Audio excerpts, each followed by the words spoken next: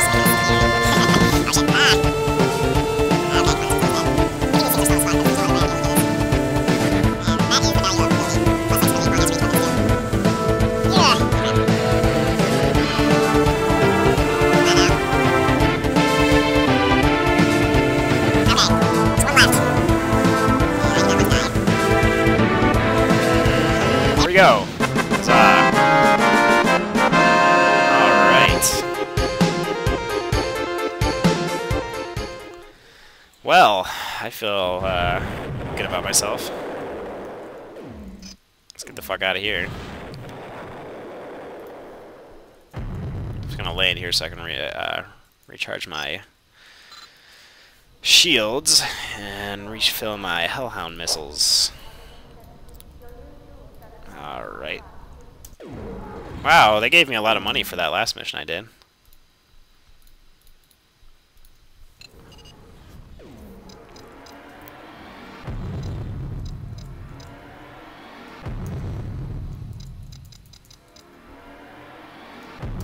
Alright. Now, that's where I want to land. Okay, here we go. As soon as you open your hatch, the remaining rebel leaders start coming aboard. You notice that Frandl is missing and you ask them about his absence. He's disappeared, replies Mr. Donald Chick with a shrug. We've learned from long experience that when he does this, he'll make contact in his own time. There's nothing we can do to speed up that process. You roll your eyes and shake your head before giving your guests a quick tour of your ship, showing them your quarters for the trip. Or their quarters for the trip. They were all seasoned travelers, and before long you are back at the controls of your beloved FU, preparing her for the long journey ahead. Alright. Let's head back to Sol.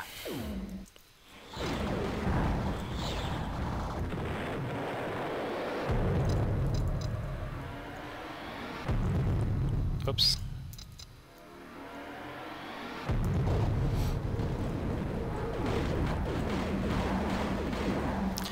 Okay, and one jump away, and we're gonna be good.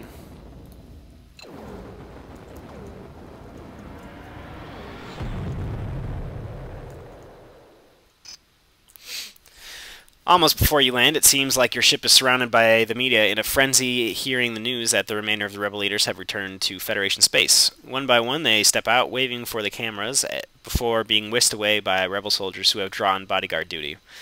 As soon as they were gone, things calm down and you get to relax a little and start taking care of your somewhat battered ship.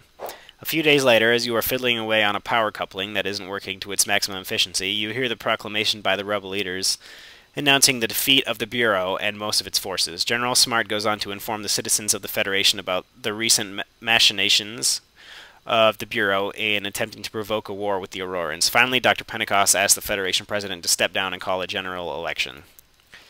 Within a day, the president bows to public pressure and steps down, but not before calling for Federation-wide general elections. To your surprise, you realize that the rebellion has won their war. They have destroyed the Bureau, and as a result, the Federation will return to what it once was before the Bureau twisted into something unwholesome. You figure that you are out of a job, as that you doubt they will need too many people with your abilities in the new regime. You shrug your shoulders, thinking that you can handle becoming another freighter captain for a while. You decide that you will not mind leaving excitement to other younger pilots. Your thoughts are interrupted when your comm beeps, indicating an incoming pre-recorded message. Turns out to be Miranda, who asked to meet with you in the bar. Alright. You walk into the bar and see Miranda and other telepaths sitting near the door. Orihara, how are you? She asks with her dazzling smile. I'm so glad you got my message. Please join us. You begin to making casual conversation as the Polaris loosen up around you. You discuss many things from the philosophies of the different Polaris casts to the bits and pieces you know about Federation election protocols. You remember that you have heard nothing from Frandl, and you ask them if they have seen him. I don't really want to talk about him, Miranda wrinkles her nose in disgust. Have you heard that Commander Crane was found disemboweled in her cell? Nobody knows who did it or how it was done, but I have my suspicions. Did you know that he was the one who started the rebellion? Anyway, the reason I asked you here, she changed the subject quickly, is because in all the excitement of the last few weeks, we seem to have been forgotten, and we need a lift home. Can you help us? Sure. You answer in the affirmative, but you are not put off so easily. You ask what she meant by Frandl starting the rebellion. He is no better than that Crane woman, Miranda answers, slightly cross at having to answer, which is not surprising since she learned her craft from him. He saw that when she was put in charge of the Bureau, that he would be slowly pushed out of his job in Federation Intel. So in an effort to regain his influence, he began to subtly make sure that several influential people begun to get access to information detailing atrocities committed by the Bureau. The end result is that he has now destroyed his rival and has once again become the head of the Federation Intel. You can be assured that we will be watching carefully while he remains in office. Enough of talking about that man, Miranda exclaims more cheerfully. You have proved yourself worthy of your name once again, Orihara, and we would be honored if you could take us home. Alright, let's go really far away again.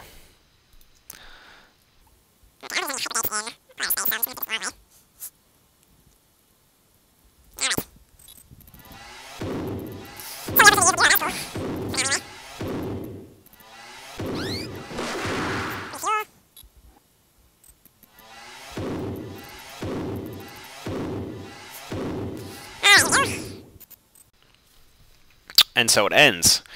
Dr. Aurelio Pentecost was elected the new president of the Federation, and his first proclamation was to free every single Velos from the bonds of slavery, whereupon they all left Federation space to journey into the galactic northwest to pay their respects to what they had been before passing beyond the physical universe.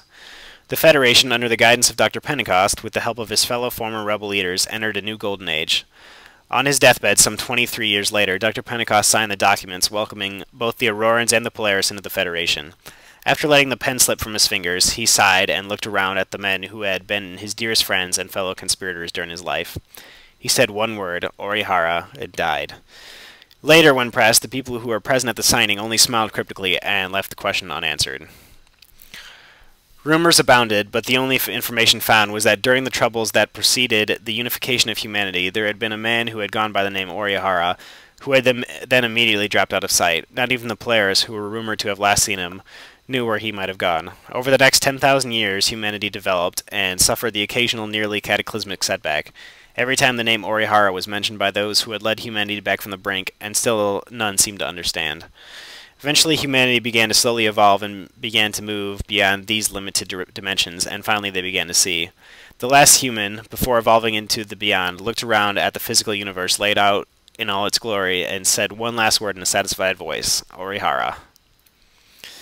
Alright, well, that was apparently the end of that. This is a little, this is kind of a little bonus here. At the end of the game, you get to this planet, which is, like, in the middle of nowhere. There's no jumps to it, so it's just, it's kind of a little endgame thing. And, basically, well, oh yeah, that's right.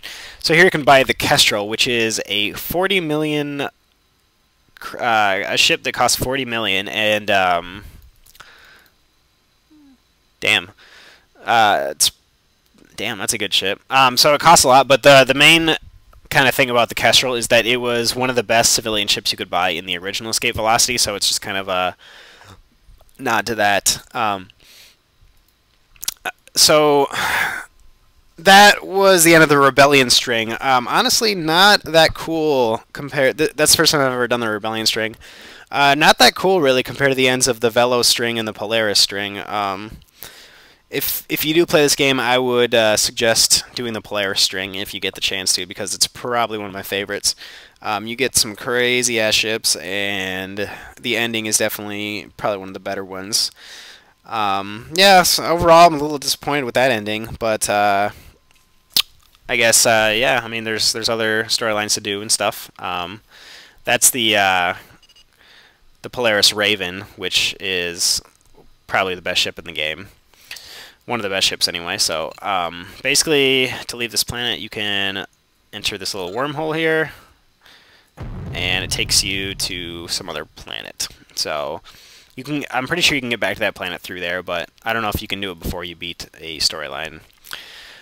So anyway, you can continue playing the game, basically keep getting rich. You can't do any more of the storyline missions, but I think I might do one more video where I'll demand tribute from a planet, which means you fight their defense fleet, and then you can basically get paid, or you get like daily pay from that planet, and then yeah, so I might do that, I might not, but that was the end of the Rebellion string. So thanks for watching this one, and I'll see you guys later.